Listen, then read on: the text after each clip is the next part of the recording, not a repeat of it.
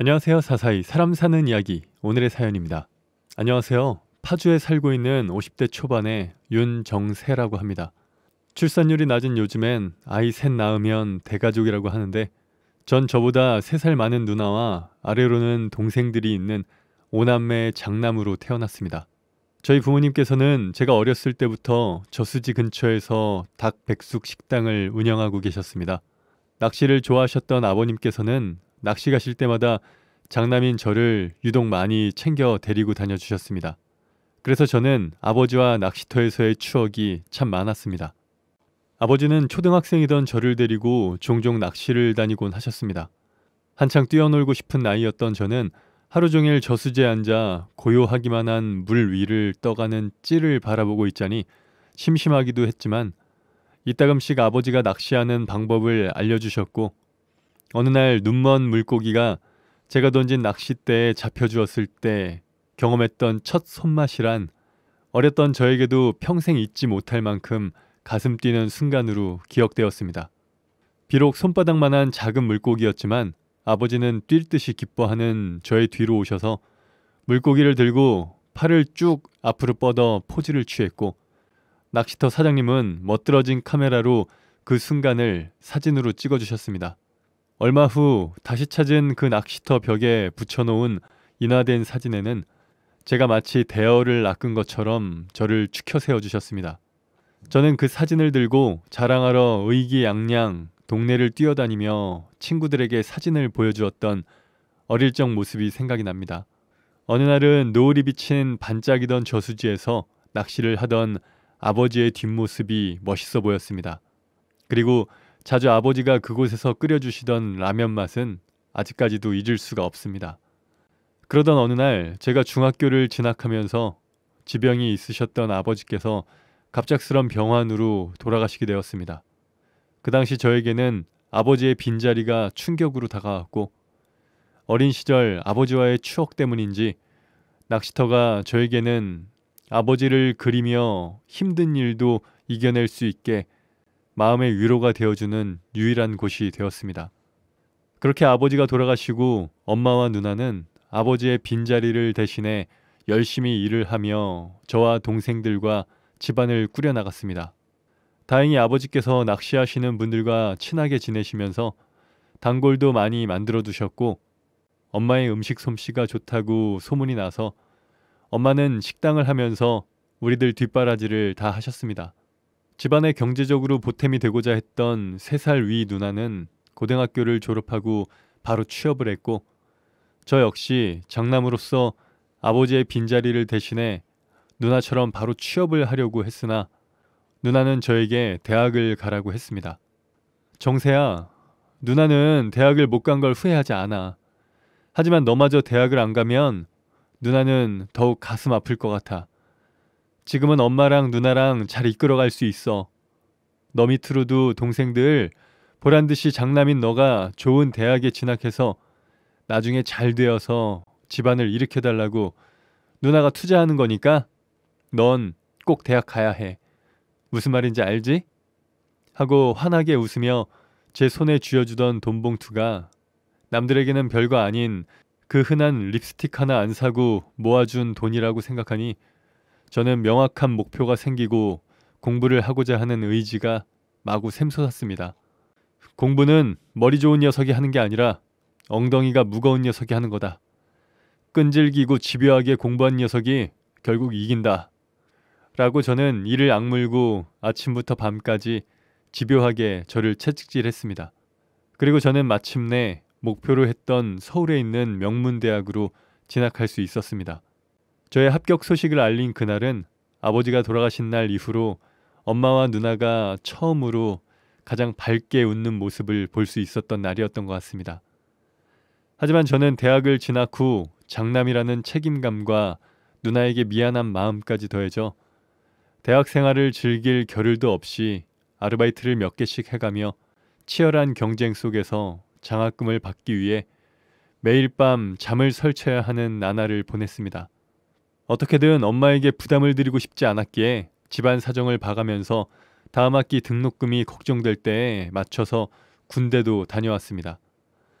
그렇게 무사히 졸업 후 우리나라 굴지의 회사에 입사하게 되었습니다. 저는 그제서야 누나에게 받기만 했던 마음의 짐을 내려놓을 수 있었습니다. 이제는 장남으로서 내가 집에 도움이 될 수 있다 라는 확신이 들었기 때문입니다.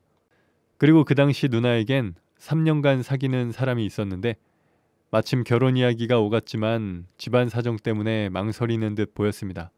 전 그동안 희생했던 누나에게 누나, 그동안 고생 많았어. 장녀라고 엄마를 도와서 누나의 꿈도 접고 아버지의 빈자리를 메우느라 이젠 나도 돈을 버니까 이젠 가족들 걱정 내려놓고 누나의 행복을 찾아. 준영이 형이랑 결혼해. 엄마도 그리고 하늘에 계신 아버지도 그걸 원하실 거야. 라고 저는 말해주었습니다.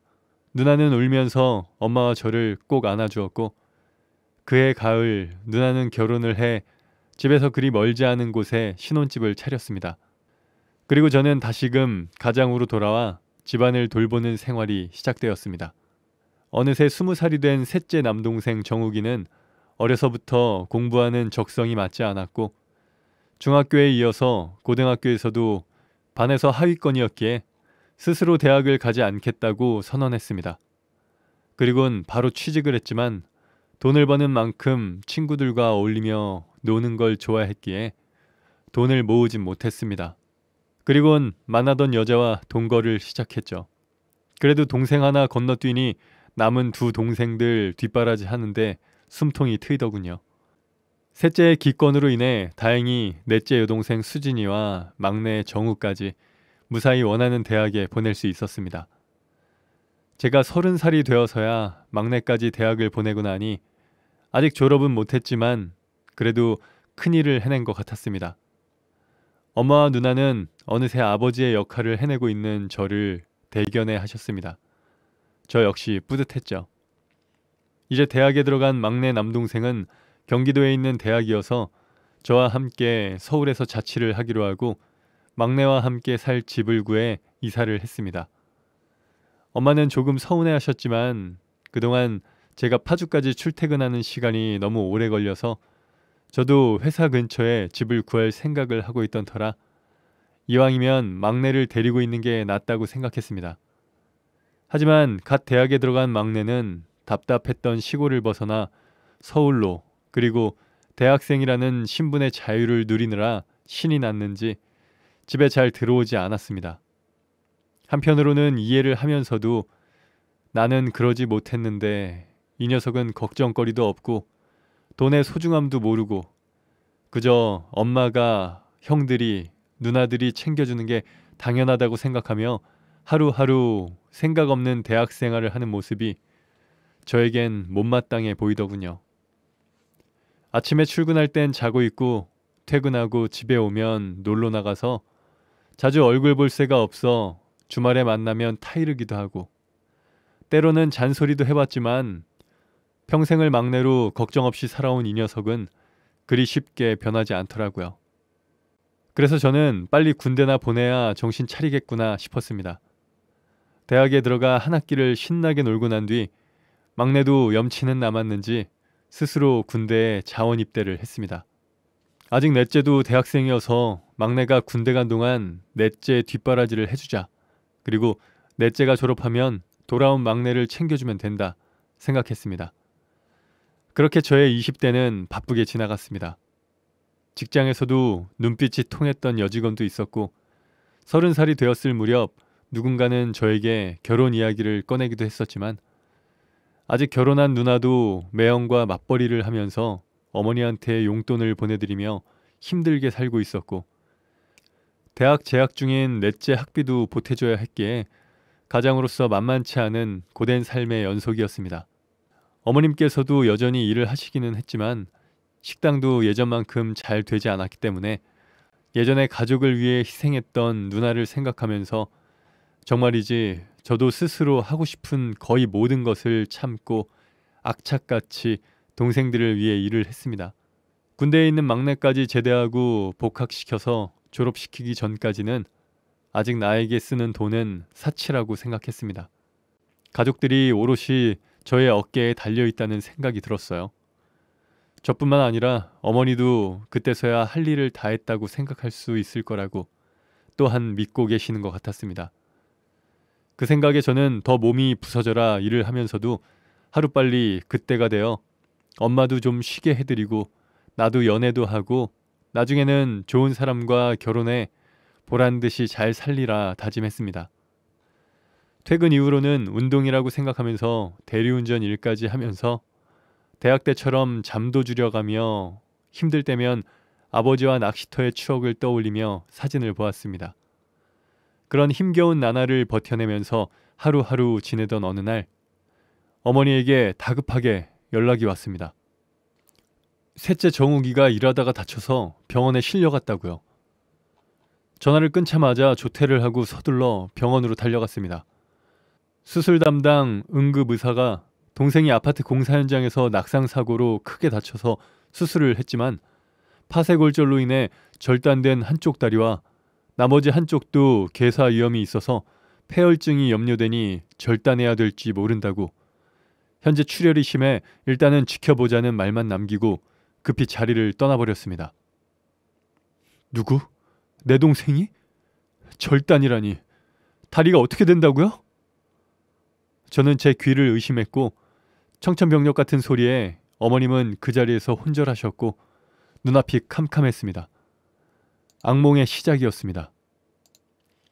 이게 끝이 아니라 두 다리가 없이 살아가야 하는 동생의 앞날이 현실이 아닌 것 같았죠. 게다가 엎친 데 덮친 격으로 파견직으로 일을 하던 동생이 이런 말도 안 되는 큰 사고라니, 그리고 보상조차 받을 수가 없다니, 매 순간 피가 거꾸로 솟는 것만 같았습니다. 동생이 일했던 건설회사 본사를 찾아가 사정도 설명해보고 인건이며 여기저기 찾아가 보았지만 동생의 사고를 처리해주는 순간 회사가 받을 불이익이 크다는 이유로 그들은 말도 안 되는 무사고 기록을 이어갔고 나중에 파견회사 간부가 찾아와 전해준 얼마 안 되는 비정한 돈봉투가 전부였죠. 하지만 저는 포기하지 않고 그 문제로 여기저기 호소하러 밤낮 없이 도와줄 곳을 찾아다니는 날들을 보냈습니다.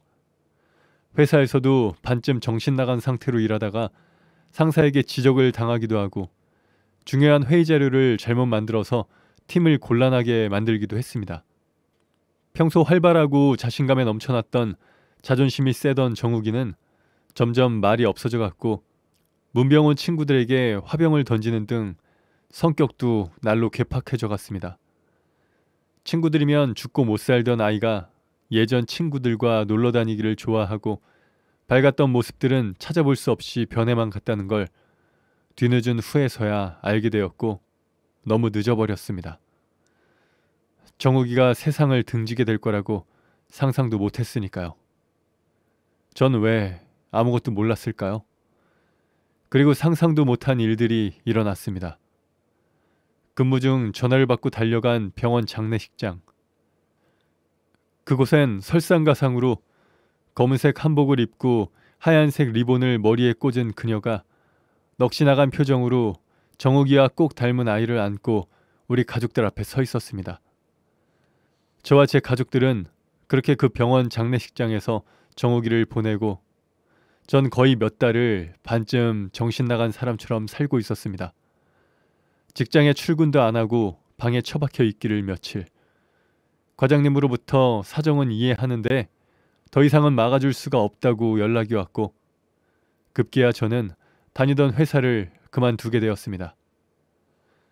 그때 정욱이를 잘 붙들어 줬다면 이렇게 되진 않았을 텐데. 아버지가 떠난 이후 아버지를 대신해 동생들을 책임지겠다는 약속을 못 지킨 것에 대한 자책이 크게 밀려왔습니다. 원망의 화살은 정욱이의 아내에게도 날아갔습니다. 그 여자를 재수씨라고 부르고 싶지도 않더군요. 정욱이가 괜히 그런 곳에서 열심히 일하다가 다쳐서 그런 선택을 한 거라고. 그런 바보 같은 생각으로 동생은 하늘에서 저를 더 크게 혼내고 있을지 모르지만 어쩌면 당장 원망할 곳을 찾고 싶었는지 모릅니다. 유일하게 대학교를 가지 않아서 그때는 짐을 덜었다고 생각했던 정욱이를 바쁘다는 이유로 더 신경 써주지 못했던 미안함 때문이었는지 이럴 줄 알았으면 때려서라도 공부를 시킬 걸. 밖에 나가서 여자랑 살림이나 차리고 힘들게 막노동판에서 두 다리를 잃고 세상을 등지게 두다니. 저를 원망하는 마음만 커져갔어요. 그러면서 거의 한평생을 가족들을 위해 살았다고 생각했는데 아무것도 모르는 바보가 된 것 같은 허탈한 마음과 지금 상황이 현실로 믿고 싶지 않아 더욱더 괴로움과 상실감, 공허함만 커져갔어요. 그동안 난 무엇을 하며 누굴 위해 그렇게 악착같이 살아온 걸까 하고요. 그런 생각이 들면 어김없이 술을 잔뜩 먹고 동생 집에 가서 소리를 지르고 원망하고 의악을 부렸습니다. 다음 날이면 또 후회가 돼 하루 종일 막노동판에서 번 돈을 새벽에 술을 먹고 찾아가서 문 두드려 그날 번 돈 전부가 들어있는 봉투를 동생네 집에 던지고 온 적이 벌써 몇 번째인지 모릅니다. 그러다 문득 돌아오는 길 버스 정류장 유리에 비친 내 모습을 바라보면서 내가 지금 뭘 하고 있는 건가 생각이 들더라고요. 이럴 때 아버지라도 있었다면 아버지 품에 안겨 펑펑 울고 싶어졌습니다. 그날 이후 전 아버지의 낚싯대를 챙겨 매일같이 낚시터를 갔어요. 찌를 들이우고 노을 지는 모습을 보고 있으면 아버지가 생각이 나더군요. 그날도 어김없이 술을 한잔하고 낚시터에 갔습니다. 강물에 노을이 빨갛게 물들어 반짝거리고 있는 모습에 돌아가신 아버지가 떠올라 멍하니 찌를 바라보던 눈시울이 붉어져 눈앞이 흐려졌습니다.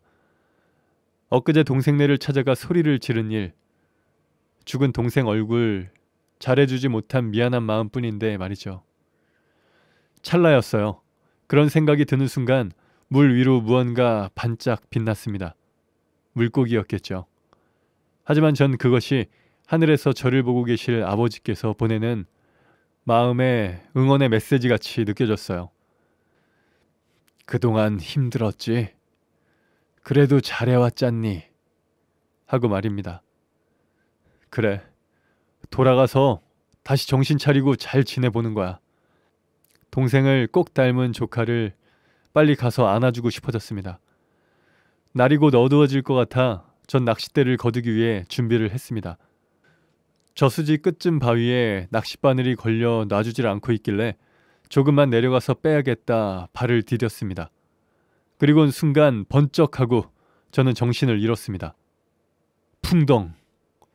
얼마나 지났을까 눈을 떠보니 아버지? 정우가. 아니, 누구세요? 그때 저만 치서 정욱이 와이프, 아니 재수씨가 조카 손을 잡고 놀란 얼굴로 저를 향해 뛰어오는 모습이 보였습니다. 그리고 제 앞에 한 여자가 저를 걱정스럽게 내려다보며 물었습니다. 괜찮으세요? 다친 데는 없으세요? 전 당황해서 누구냐고 물어보고 고맙다고 인사하는 것도 잊은 채 멍하니 그녀를 바라보고 앉아 있었습니다.